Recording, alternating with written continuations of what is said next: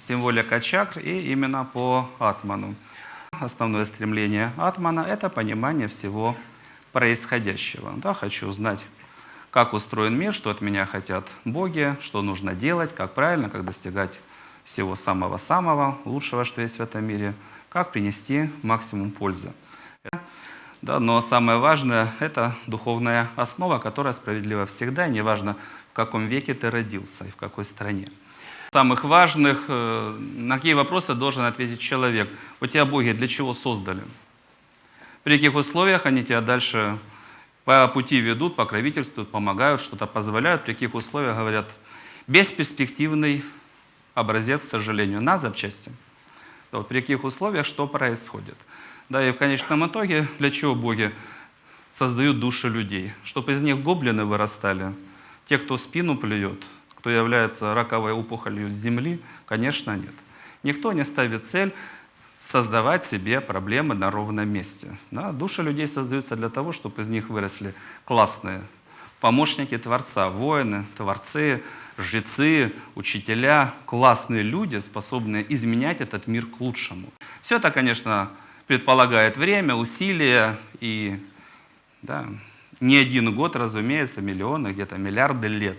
Это классно, когда у человека на огромное будущее, огромная перспектива учиться, раскрываться и расти. Да? И каждый раз открывать что-то новое в себе и в этом мире. Ваши решения, ваши действия к чему ведут? Огонь усиливается или огонь гаснет?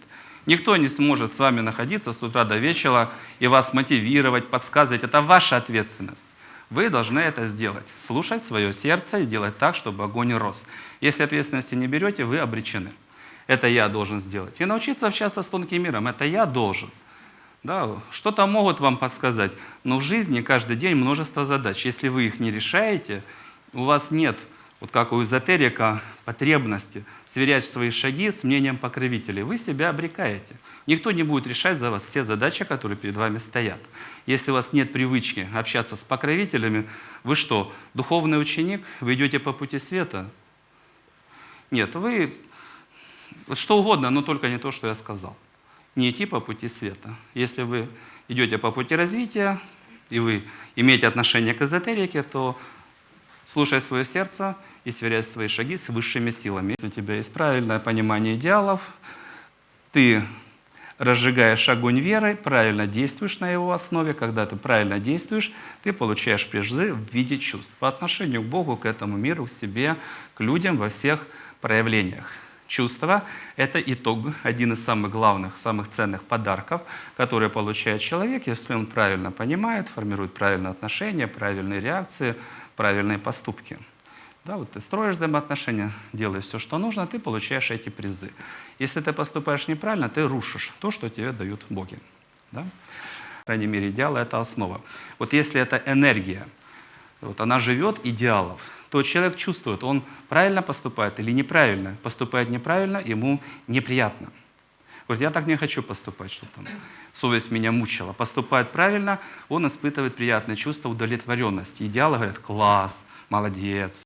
То, что мы с вами говорили, все, что есть, какие-то качества, там, способности, достоинства, там, что угодно, они заложены все изначально, и они имеют, или, вот скажем, дерево, да, там, вначале это зернышко.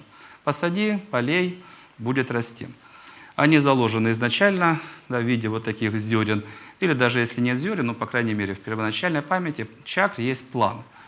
Да, тех документация, как построить в вашем сознании на том месте, которое для этого предназначено. Да, когда подходит время, сознание берет эту информацию и строит те или иные качества, что там нам нужно.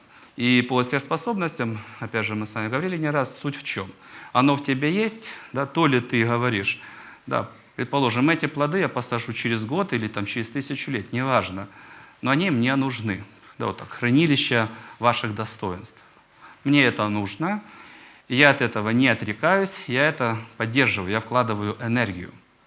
И в зависимости от того, как ты относишься, ты много энергии вкладываешь, мне это очень важно, это нельзя растерять. То ли ты говоришь: у меня нет способностей и никогда не будет, я отрекаюсь от видения, от слышания, там, от путешествия в тонком мире, от влияния на окружающий мир. Я бедный, несчастный, ни на что не способный. Ну, грубо говоря, ты стараешься это сюда оторвать и выбросить. Почему?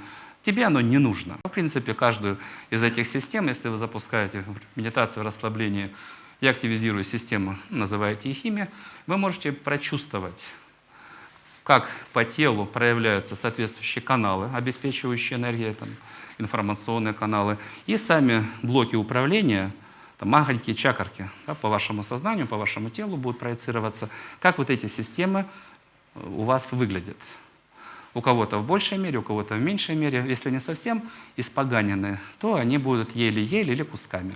Если нормальненькие, да, будет работать там, через 1000 лет, но не сейчас являются неотъемлемой частью вашей души. Раскрытию сверхспособностей.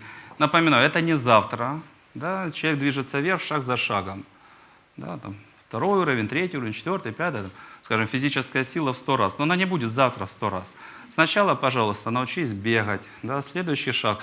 Иди в спортзал, тягай тяжести. Стань более-менее спортсменом, увеличь свою силу в 2 раза. Следующий шаг. На 3-м уровне. Пожалуйста, медитация, думай, как с помощью энергии увеличивать силу уже там в несколько раз, за счет управления энергией, за счет раскрытия соответствующих систем. Но вот каждая ступень из воплощения в воплощение, она вполне реально, понятно, что делать. Да, пока человек не начал, скажем, заниматься спортом или регулярно самоушением, медитация, он к этим целям не идет вообще. Они для него никогда не будут достижимо, пока он не начнет действовать. Задача, там, в том числе базовое состояние, поток шаг-крест. Если человек запускает программу роста энергии, все, для него эти возможности начинают раскрываться от простого к сложному. Да, поэтому воздействие не важно. Там ядерные реакции, химические реакции, создание чего-то, уничтожение чего-то. Принцип один тоже. Подключается мощная энергия, и она выполняет свою работу. Ну, может быть, там отличаются клешни отличаются, система, которая эту работу выполняет. Но это высоко концентрированная энергия, да, которая подается на те или иные системы, они выполняют работу. Но это выполняют ваши чакры, по сути, то же самое каждый день, когда вы что-то строите или что-то обнуляете. Принцип тот же самый. Разные только мощности и разные объекты. Скажем, йога. Да, там, с одной стороны, сверхсознание, состояние счастья наивысшего, состояние слияния с Богом. Это что? Включи атман на максимум, зажги огонь. Да, ты зажег, да, ты получаешь состояние счастья. Способности, ну, ключевые из них мы перечислили. Да, максимальная сила, максимальное счастье. Но что такое состояние счастья? Да, Бог есть любовь. Вот научись, когда ты, неважно, думаешь, не думаешь, чтобы в твоем сердце пылали вот такие чувства и огромная вера.